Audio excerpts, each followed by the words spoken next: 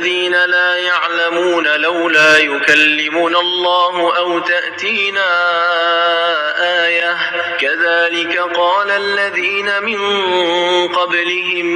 مثل قولهم تشابهت قلوبهم قد بينا الآيات لقوم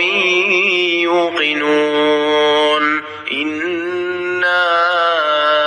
أرسلناك بالحق بشيرا ونذيرا ولا تسأل عن أصحاب الجحيم ولن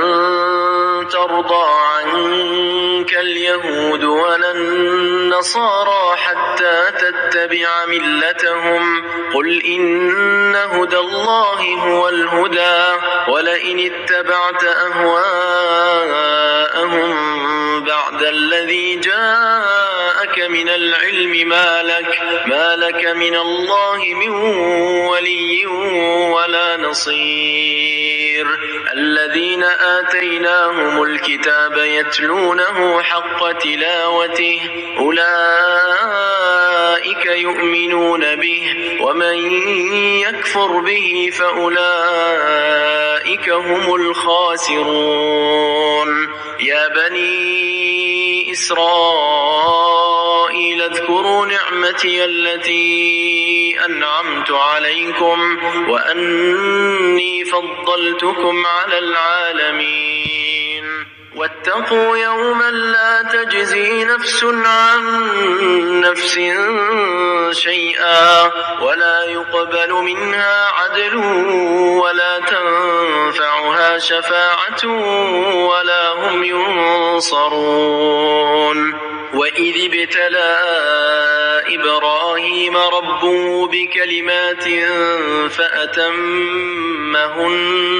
قال إني جاعلك للناس إماما قال ومن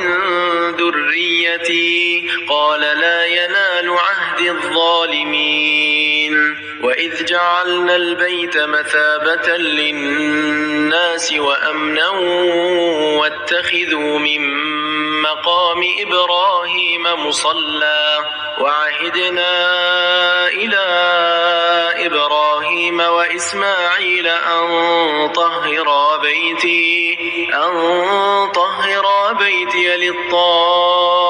للطائفين والعاكفين والركع السجود وإذ قال إبراهيم رب اجعل هذا بلدا آمنا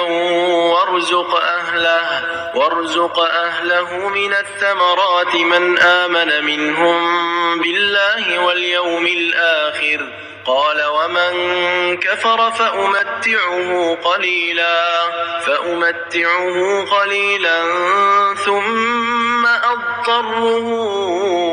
إلى عذاب النار وبئس المصير وإذ يرفع إبراهيم القواعد من البيت وإسماعيل ربنا تقبل منا إنك أنت السميع العليم ربنا وجعلنا مسلمين لك ومن ذريتنا أمة مسلمة لك وأرنا مناسكنا وتب علينا